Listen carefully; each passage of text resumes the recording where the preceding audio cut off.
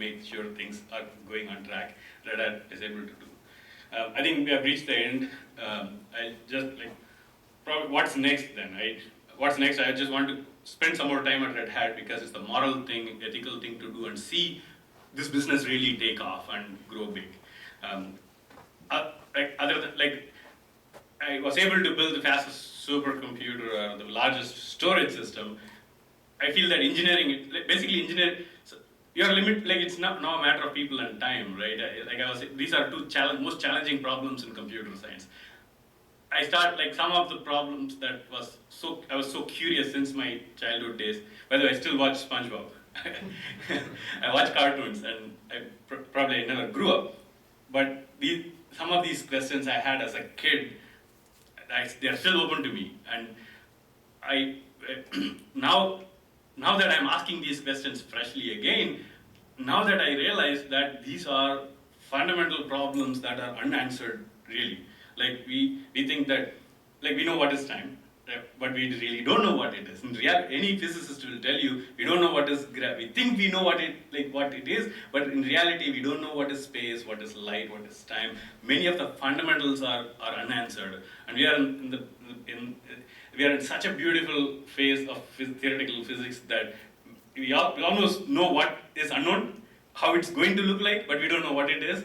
And it's such an exciting phase in theoretical physics, such an exciting phase in mathematics.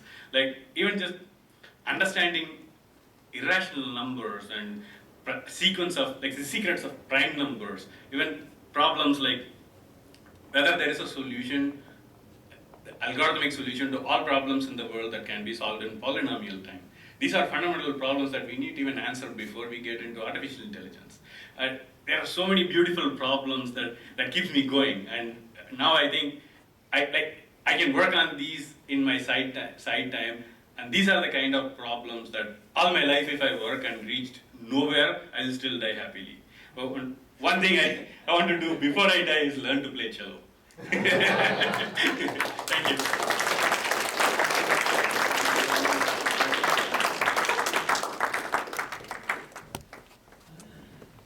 We'll have some beautiful questions now from the audience as well as a couple of questions from me. Thank you very much. This is really a awesome story. Actually, I heard Anand last year. He was in one of the panels. I haven't seen the amount of energy as you could just feel. I mean, I forgot my few question sheets which were in my car. I thought after he starts I'll go there, but I just couldn't get up and go. I said, okay, I'll just make it up. So, how spellbound your story was. Thank you again very much for being here. I'll ask a quick couple of questions. One was, by the way, he has a very good blog. I think you need to update it now. But there's a lot of interesting. I read his blog is very interesting. It's called unlocksmith.org. So check it out. So anyway, one of the question was, one of our articles, he was questioning this Professor Michio Kaku. I guess he must be, I don't know which university, but Michio Kaku had an article, and I just read a portion which he had written, which he questioned him. He said, well, if Moore's law is coming to an end, since it's coming to an end, so there might be a crisis. So, sorry, made him laugh. So anyway, so Anand had written a blog. He says, Professor Kaku, you are absolutely wrong. And so here is why. So anyway, maybe you can explain the audience why. Yeah, so it is okay if you're reaching that end, right? Probably quantum computing will find an answer, but I don't think our computing industry will face a crisis because we are nearing physical limits. You can always buy cheaper machines and throw lots of them. Supercomputing community did not wait to build 5 gigahertz, 10 gigahertz, 100 gigahertz processors, right? They ended up making multiple cores and multiple such boxes. So make your software parallel. I think we don't have to really wait. Computing industry will not face a crisis because of these limits. That's what I was trying to tell. Okay, great. So one more question I'll ask you is, before we just open it to the audience, I'm sure they have a lot of them, is you had some predictions for 2011 for the cloud computing and Android operating system taking over, etc. So what are the predictions for 2012? I guess that blog is not there yet, so I'm sure you have some for the audience. I can tell probably for sure what will happen in the next 6 months. But this is what I feel, at least the way industry is heading, I feel very good about it. Because if you see cloud or big data or whatever, what really is happening is industry is moving towards simplicity. And simplicity is great. We don't want to spend a lot of energy like wasting our time trying to do complicated things, which are like this is job of machines, right? Like we should not be doing such complicated things. So it is great that you no longer need to be a real expert. Go look for certification and see the IT. Like world is moving towards the IT-less model. What I see today is like particularly from like the cloud and tablets and social networking. I also thought they were hype, but in reality, what is so useful is it used to be so expensive to start a company. You have like particularly in India, you have to belong to a wealthy class. Today, just few guys sitting at home can do one thing better than Google. And imagine I take on Google on one thing, like on Facebook on just one thing. I don't need to build a scalable data infrastructure like Google. That's what they claim as a real value, right? If I leverage the cloud, data structure is not the data center, scalable data center. There is not much value. I can create a viral app and challenge Google just with a small team, and if it takes off, I can make Google scalable infrastructure look like a baggage to them. And so in the next few years, cloud will really create a new application model where a lot of innovation will happen, and the cost of doing these things will be so low. Right? So we are like the value in the enterprise software stack is going to be disrupted. It's going to become commodity. The real value is in doing creative things, creative software that solves real world problems, and cloud is going to enable that. And social networking, like I don't see like Facebook as just like a huge free networking site where you can show a lot of ads. Facebook has generated so much of useful information. It's almost like an internet operating system where people are the objects. You can today, given their APIs and the data they have gathered, you can create powerful applications.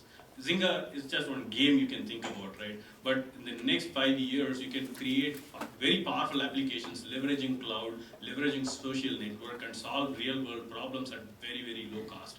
You probably don't even need to look at VCs with a very small amount. Like if idea is really cool, it's going to take on virally. I think this is great. Thank you. So let's open it to the audience. Sure. I was trained as a physicist, but what is P equal to NP? Basically, let me try to explain in simple terms. The question is, like, do all problems, can they be solved in, do they have solutions? First of all, do all problems have solutions? Say some problems, like they have solutions that, like you can create an algorithm that can be computed in a fixed amount of time, at least some predictable time, right, polynomial time. Some problems you don't know that how long it's going to take, but you don't even know that like at least for now, say let's take a problem today, and then that the solution that we know today, it may take very, very long time, or in like non-polynomial time. It may complete, it may not complete at all. But how do we know that no answer exists to that solution at all? We don't, this is a very fundamental computer science problem. In fact, if you solve this problem, you will, even just proving it or disproving it, you will get $1 million. It's one of the 7 millennium problems. But I think it is a really fascinating problem to know that I think it's related to it's not just computer science, it's computer science and logic.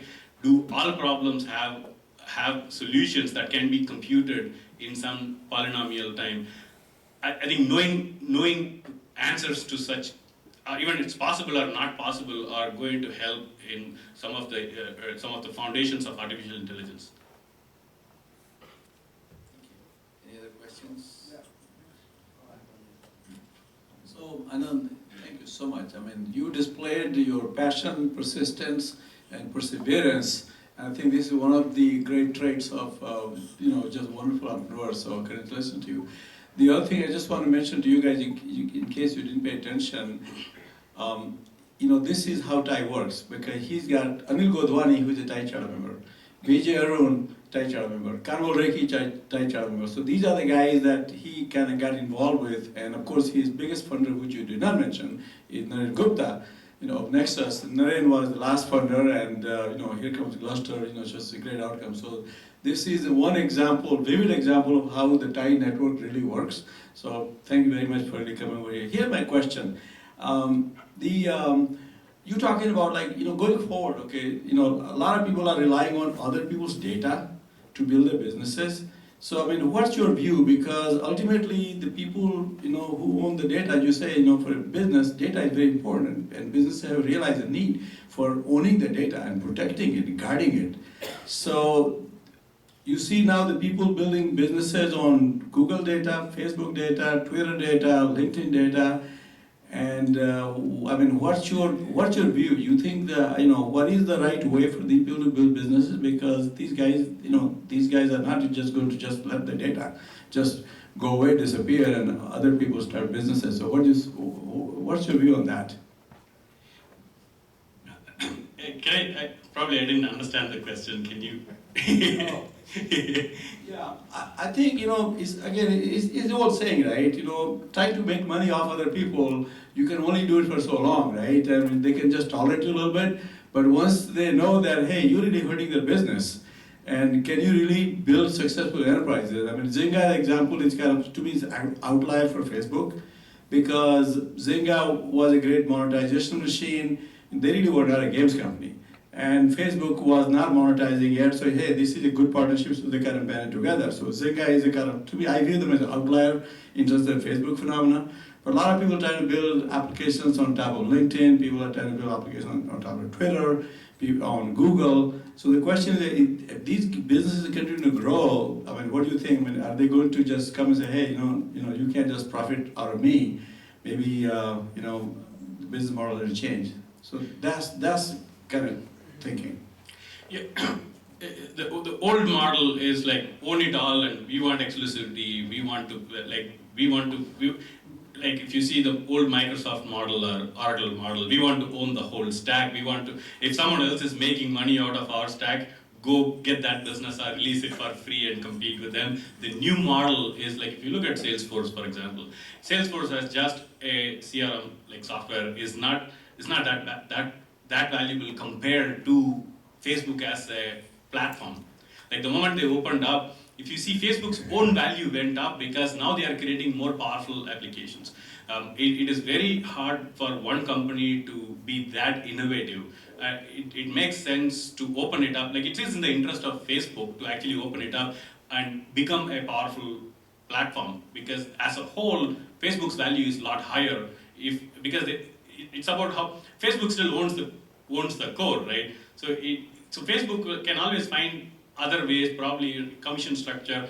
As long as there is more and more value being created by partners, Facebook is going to succeed. I think even an unrelated storage file system like product, what we are trying to do now is, let's not just think of Red Hat storage as just a storage operating system, treat it like a storage platform. And it's almost like the open source model. Open it up, so both open source and proprietary companies, say, for example, who would have thought of a relation between Intel and Red Hat in the storage space? Of course there is. Say Intel's antivirus software product can be dropped as a plugin into our storage stack, and then every data object or file being created now can be automatically scanned for viruses, right? Like that. Now imagine if I create 10 such partners, 100 such partners. Now I become a powerful storage player, really challenging NetApp in terms of feature set. It really that business model makes sense. So congratulations on your successful venture. Very inspiring story. Also your passion to contribute to open source is great. So question I had was, you said your R&D center was in Bangalore, right? India. and you did it in 6 months. So how was your experience dealing with the remote development center? Can you share some of those experiences? Yeah, our development center was entirely in India, like entire R&D. And Red Hat, when they acquired us, they told us we built the company in India and outsourced management to the US. It is not easy, it's very challenging to manage remotely. I hardly slept, like I can stay away all night and do things that I love, but it is not easy to manage people, right, remotely. Like you are dealing with people issues in the middle of the night, it is very stressful. But the way we solved it is, like first, like one thing, like until this company, I always wrote the core code. I always made sure the foundation, I drove the project, I did the heavy lifting. And all of the framework core code was managed by me because I didn't have that confidence to give away. Because if anything, if the foundation breaks, everything falls apart. But this time I was fortunate to build the right, like even more, like I already had a good team, but this time all the best of the breed free software open source hackers joined us and they were passionate. So they were self-managing, self-motivating, that I didn't have to do any people management. But when it came to the foundation, this time what I did differently was, I was able to see that these guys were actually writing better code than me. And that I had to feel, like what I realized was that to build a great company, like you want to bring people who are smarter than you around you, and then that's how you succeed. So these guys were doing job really well, but what I needed to contribute from my side was that grand vision and capturing that as a software architecture. So I was able to put together, basically, I didn't tell them every time like go implement this algorithm, but I was like say for example elastic caching algorithm.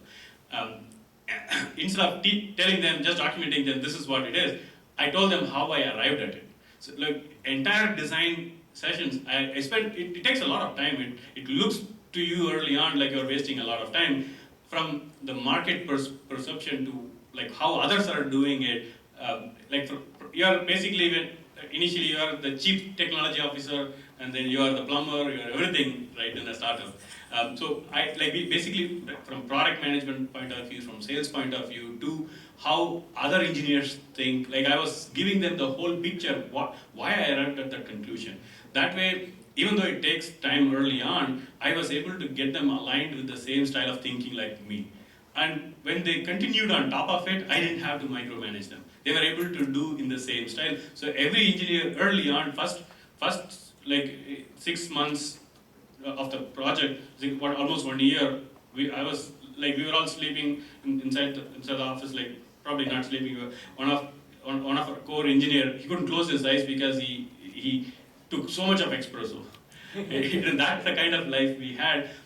But once the foundation was laid, I was feeling confident because it was an extensible design. I was able to hide the details. For example, like take file system, right? How many file system hackers can you find across the globe? Only a handful. And how are you going to hire them? It's almost impossible.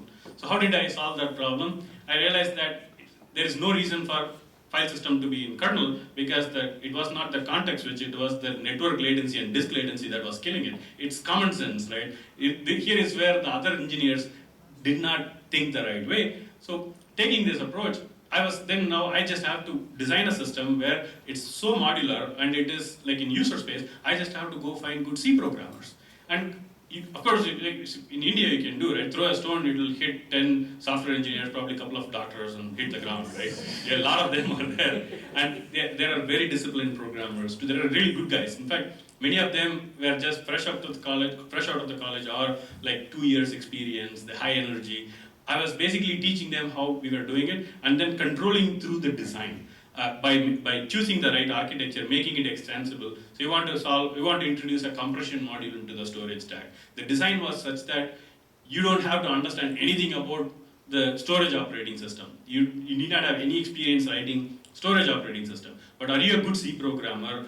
Are you a good disciplined programmer? And then even if you didn't understand compression, there are user space free software compression libraries there. All you need to do is write a glue code so you can tie them together. And even here, when you look for C programmers, we didn't look for C programmers as such. You would find some guys like terrific C programming who love even kernel hacking. They will only do that. Like we saw like Lisp programmers writing better C code than C programmers. So we were when we interviewed, we were asking them questions like languages are just tools, right? Each language has its own power, and you can express like different problems better in different languages. So we wanted people who had that, who came without any such baggage, who saw that hacking was a way of life, and you are solving problems like you couldn't digest something broken in front of you. That kind of attitude and ethics was the highest. It was given the highest importance. So we were seeing all this and controlling through design, like all these various aspects put together, we were able to build a great team, and it didn't take so much stress out of my night time. In fact, like I was also newly married, the worst combination, like you can imagine. Like, in fact, I started the company and I didn't know, I didn't even know how to talk to girls, right? So I found my girlfriend, of course, through technology, because I didn't want to take my hands off of the keyboard, so I used Shadi.com. In fact, it was BJ who convinced me to get married. I wrote she was using Yahoo Messenger, and then I wrote a free Yahoo Messenger which was Lisp extensible. So I wrote my own modules that will send her random messages, even with typos and random delays. So that's the kind of life. But of course, I told her the truth. That's great. So AB, I'm going to actually just add a little more color to your personality. So, AB, when I brought him over to India, he actually stayed in my home even. And so I just want to share the kind of personality it takes to actually accomplish what he did, and particularly the Free Software Foundation, zealots. These guys, money doesn't turn them on. Actually, there's nothing you can scare, or there's, just like he was talking about how he didn't care if, Steve Jobs came after him, right? So, like, I'll give you a couple of examples. So there was this one guy, AB wanted me to interview, and he's a free software guy. And, he came in and, I interviewed him. He kind of smelled a little funny, and I said, okay, whatever, maybe the guy hasn't showered. And then just before he left, this guy says, look, can you give me $20? So I said, man, you just finished the interview and you want $20? He says, yeah, I got to pay for my cab ride back to the homeless shelter. I'm not kidding you guys. I'm just, this is serious. This guy was living in a homeless shelter because all he did was want to code. He didn't want to go and worry about getting a salary or a job. But, that's the kind of, people who are part of the Free Software Foundation. So, and same thing with AB. There were times where for 2 or 3 days he wouldn't come to the office, he wouldn't answer his phone. I'd actually have to send somebody to his apartment to say, hey, this guy died or what happened, check. He says, no, I'm hacking on something, I lost track of time. 3 days in a row, just completely disappeared. So it's just, it's just that sort of passion which these guys have. And, how can you stop something like that, right? It's just nothing you can do. So these guys are just amazing. And again, congratulations, AB. I think you've done phenomenally well. You made us all proud, and I actually had to spend a lot of elbow grease trying to get this guy, to figures to even sort of agree that it's okay to make some money in a business. It's okay to be married and have kids, and it just has taken me years of therapy to get him to this stage. But I'm so happy to see you here today. Yeah, thanks, BJ. Particularly, like I would have never listened to anybody else. BJ is a terrific sales guy. He convinced me, and today I feel that I made the right decision. Like when I have hacked without seeing sunlight for a whole week, that's when you realize you love doing this, but then you can actually fall into depression. You need to have a balance in life, and you can do what you want to do more effectively. I was always scared if I get married, I'm going to grow old mentally, and I will want to not hack after that. But I don't think that is true. I think a lot of people I see from Linux store worlds to a lot of my great friends, they hack still terrific code, and in fact they are more productive by having a balance in their life. And I used his same sales tactics to get some of my engineers married, and it really worked. And now he's a proud father also. Yeah, thank you. So, okay. a great presentation, and I think it was very inspiring. So actually, it's interesting that Brocade also had a similar plan, but they shelved the whole network file system, and you guys made money out of it. I mean, it's strange that big companies always think small. So I think my question is more towards big data. I think you touched upon that. So big data is actually, I don't know if it, I think it's in a hype stage now, but at some point it's going to taper off. But the question is, there's a lot of concern about the security, in terms of how this data, which can be, we can make use of it, and I think to solve the real world problems, as you rightly put, which I totally agree with you. Now, what is happening? I mean, what are the trends that are going to? I mean, as an entrepreneur, I would like to see are there any opportunities to get into this security in terms of big data? Okay. First, just to bring others up to speed, what is big data? I think big data is in the hype cycle. Big data, to most, big data is like lots of data. It makes sense, right? In fact, the big data, if you look into details, then it is Hadoop. Really, the Hadoop community did a terrific job. Hadoop is an open source implementation of MapReduce analytics. Basically, Google published their ideas in white papers, and Yahoo and a few others, open source community, Apache Foundation, Software Foundation, got together. They basically brought together this Hadoop project. It's basically the MapReduce stack. It's a very powerful stack, and they did a terrific job. If you see every terminology, the description they built around it, they did a beautiful job marketing it. They created this term big data, and it really caught on. Hadoop is really a stack to store lots of semi-structured data, like log files, for example. Log files, it doesn't make sense to store them in database. They can grow to even petabytes. And Hadoop is a stack where you can store all this information and you can run queries on them to find data. These are not exactly relational queries you run on a database like Oracle, but these are like Java code that you can write to search and get results.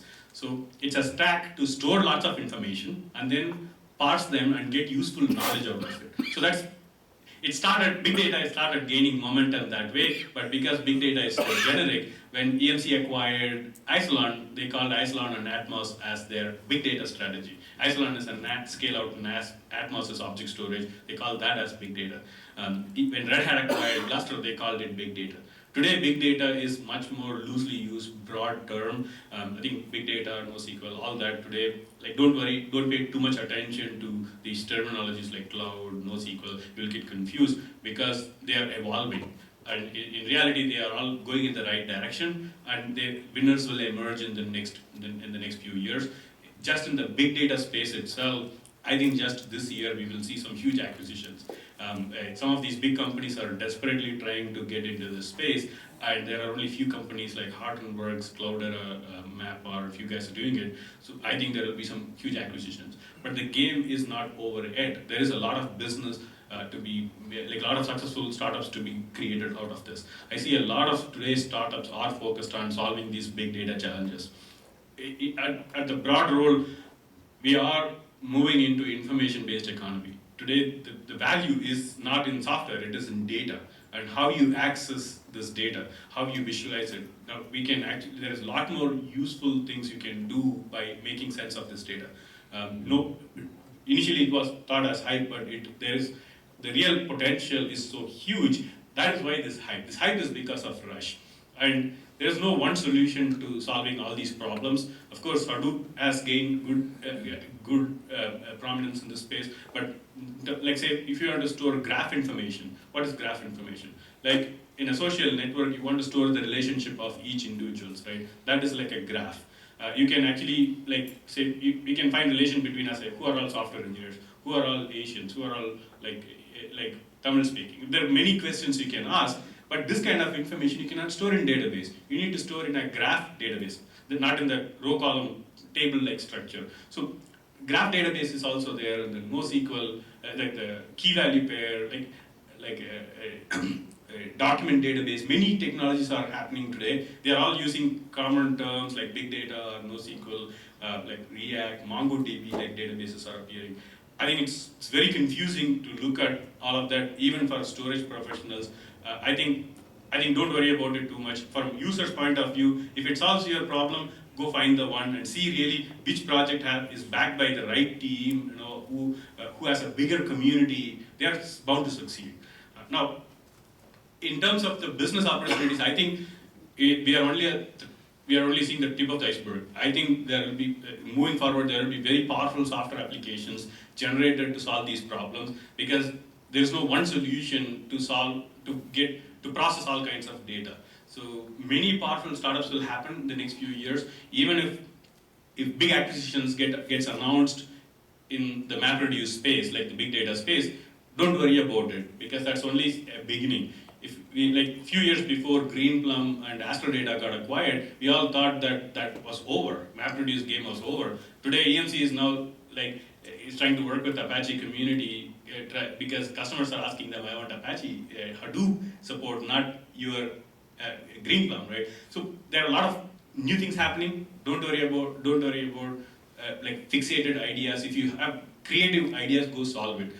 Particularly in the security aspect, both in the cloud and big data space, generally security is one hard problem to solve. Particularly, like if it is a hosted software as a service model, how can you trust the provider if your keys are stored on the cloud? It's as good as not. Like if you are trusting Amazon, it's over anyway. It's not because of Amazon. Somebody else cracked into the system. It's not enough, right? Users have to encrypt the data and put it on the cloud. It has to be really client-side, user-side encryption. If you want to protect the data, if you want to feel secure about it, that's pretty much the only way you can build true security. But generally, in terms of data protection, like not related to security itself, but say for example, data protection. Data, particularly like big data, like logs, are like wine. Older they get more value. Like people are always now concerned about how am I going to make it reliable? Can I make copies of it? Like Hadoop doesn't have a good disaster recovery solution.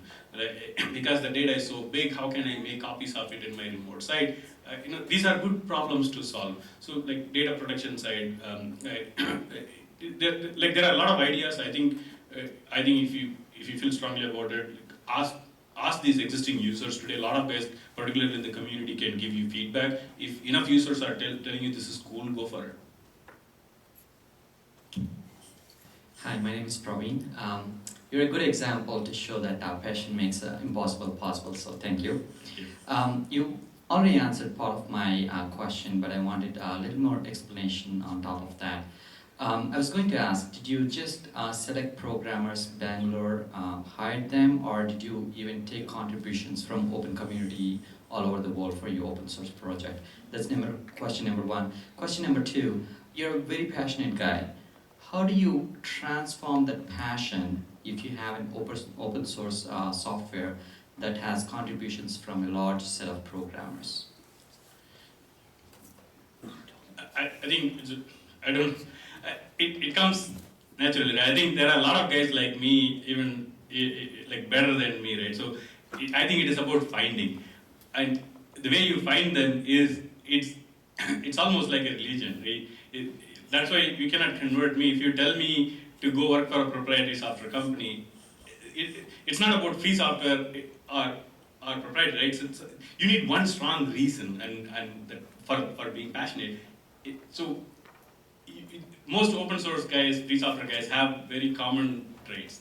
So it's almost like starting a company was like starting a religion. They all automatically, if the values are great, they will all find you. They will come and join you, and they will go preach to others. So it becomes like it's like Amway, right?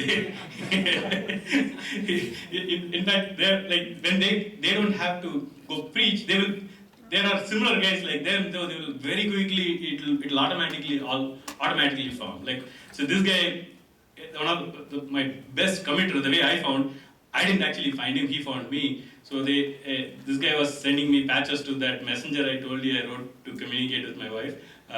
So he was sending me patches, patches to that that code because he couldn't run it on his router.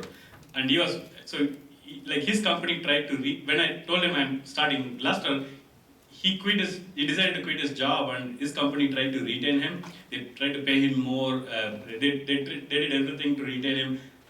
They could not. He told, will you open source your entire router stack? They said no. And they couldn't stop him, right? So then finally, their marketing guy from another branch called him and told, if you want to go work on open source free software, this guy AB starting a company called Gluster, it was Z Research, then go work there. And he said, that's where I'm going. So you can see, there are guys like us, and they will all automatically come together. And this guy brought his friends who are like him, and then he came from a college called SJC in Mysore. Anyone coming from SJC and Avati's friend, we will hire. Right? And then there were community guys who are contributing patches. Like one guy from Hungary, he's a PhD in mathematics. He was maintaining one of the components that was related to our project called Fuse, and we hired him. So he was working for Ericsson. It was easy to hire him. Basically, we offered him a job, and just, you're doing this in your free time, we will pay you, hack it as your full time. And he took it very happily. And he came to Bangalore, he learned how to take auto rickshaws, navigate Bangalore streets. It was fun. I think really, I think if there is one strong cause, they will all come together.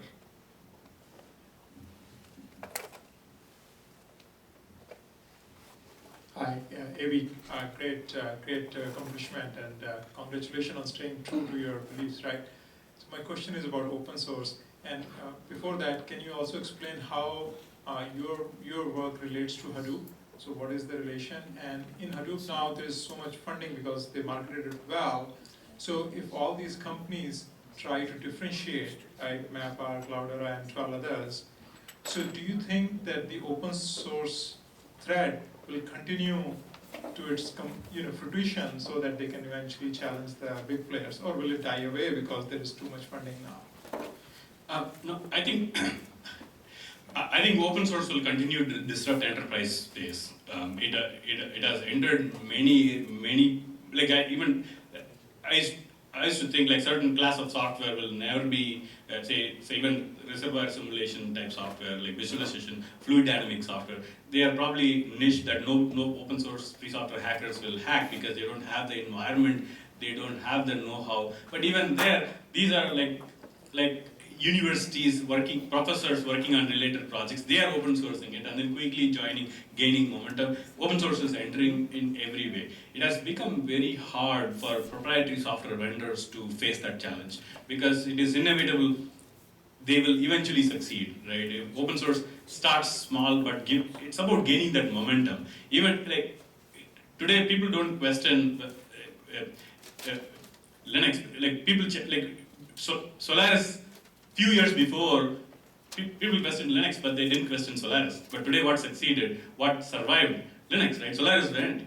It's good enough, and simplicity succeeds. And particularly when such a broad momentum it gains, the open source, it becomes really hard to challenge open source product. Today, particularly if I'm launching a proprietary MapReduce product, it will be extremely hard for me to challenge Apache Hadoop. That's why if you see two of the top players in the space are Cloudera and Hardenworks. In fact, Cloudera they started with a model where it's partially kind of open source.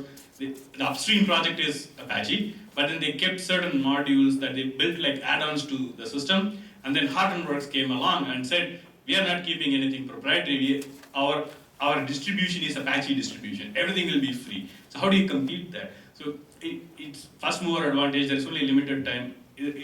But both are trying to now cooperate because in the open source space it doesn't make sense to compete and duplicate the effort. They will eventually, unless there are, Hardenworks did something different, fundamentally better, they will all compete, they will all work together.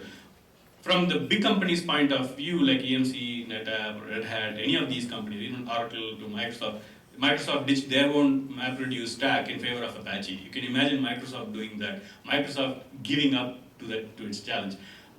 what will happen is there are only few players today, like pretty much in the two leading players are Cloudera and Hadoop. I think they both have, a lot of companies are desperately looking to acquire them. The hypes, we are in the hype space. After they acquire, if they become proprietary, if they decide to keep it proprietary, close their doors, yet another open source project, like community will fork off and create another competing project. Businesses are trying hard, how they basically, there's no one good model, like business model, open source business model that you can apply to all open source software. Everybody's trying to find a way to make money. In the data space, it is relatively easy because data is very critical, customers will pay you. It's just that if someone acquires Apache Hadoop and then charges a lot, then it gives scope for a lot of other tiny startups to enter this space.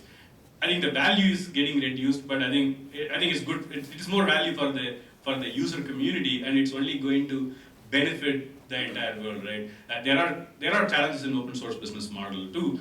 It's not easy to make money, but that's why you have to be innovative. You have to find a model that works for your kind of software. We'll have one last question, then Amy will be here for a few more minutes, since I'm getting instructions from Dan. Great talk. I have a two-part question. The first part is, probably you are aware that in England recently a basic problem in mathematics was solved in an open source fashion. They just put it on a blog and everybody contributed and the problem was solved. So my question is that, first part of the question is that, are you aware of, are you willing to support this kind of thing for, let's say, drug discovery or solving other problems that humanity is facing?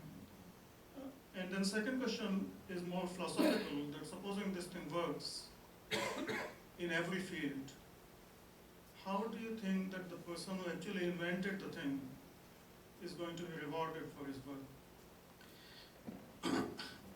I think throughout history, if you see, scientists never made so much money. The ones the one who made fundamental breakthroughs, like Einstein, all these guys. So they do it because they're passionate about it. They're not doing this because of money. I think at least in open source space, like imagine, right, if I'm a proprietary software guy, like whatever code I'm writing for a proprietary software company is owned by them and it's gone. But in the open source space, the code I wrote like 10 years before is still valuable, it's still visible. And it's not about even owning the code. You can see, right, like today if you ask who wrote this net filter, Rusty Russell, people know, right, it's recognized. But do you know who wrote the firewall in Microsoft kernels? You don't know, right? They are just paid, they are treated like equalies, right? At least these guys in open source, like I almost feel like the ad that Intel shows, right? That USB creator, right? In the open source space, people are rewarded. You become visible because you have created a community around you, and they like it was built on top. I think overall, the way I feel is, software is basically it's a tool, and it should help entire industry prosper. Whole mankind should prosper. We reached this point in our evolution because the knowledge was shared, and I think we should keep it that way, because there is more value we can gain by making it open and sharing it than by protecting and refusing to share, and we all lose. So it's the right thing to do, first of all. In terms of making money, I think today, for example, right, if I created like a cure for cancer, by making it open, chances are I'll get funded easily. I'll find the best scientists in this space. They will come find me. I'll create a killer company to solve this problem. Probably my cost of solving, like enhancing in every technology, probably like my first step towards curing cancer will not be ready to be tested, right? I cannot commercialize it, but I will find great team to improve upon it. No one person can solve such complicated problems. I now found a lot of people who are passionate like me, and with a low cost, I really solved I solved the problem, maybe 2 years. But even finding the team is so expensive, right? But with the passion like that, you attracted the best talent. Probably you can still work out of your university, out of your research labs, work across the internet at low cost, and collaboratively we solve the problem. Now, cost of producing that medicine is going to be low. So imagine how many lives it will save. And this is what we need. I find it sad that people die when there is no medicine. Medicine, I think, should be a fundamental right. It is like living. Life is a right, and medicine should be a fundamental right to everyone, and we should commoditize that. Isn't it like a common sense that everybody can benefit if we have open technology, open source like model in drug discovery? It's going to be absolutely great. If you see even Wikipedia, people laughed at them when they started. But it's a concept like open source started because of seeing like GNU project like model. It succeeded. We are at the early stage, but I think it's a very powerful idea. It's a movement. It will enter into other branches, and it will succeed. I think we are all here to benefit. Thank you, Anand, very much, and really appreciate. I just want to shake your hands. I really appreciate having you here. I'll be here for a few more minutes before we adjourn. All those who are interested in gaming and want to know who will be the next Jinga, maybe one of you, please come on Thursday evening. We have a great panel, and it's part of our mobile industry sector program, as Fish was mentioning earlier. So with that, anyway, thank you all again very much to hear the exciting, as you know, we just like, Anand can keep you spellbound just listening to him. So please connect with him after we are done. Thank you. Thank you.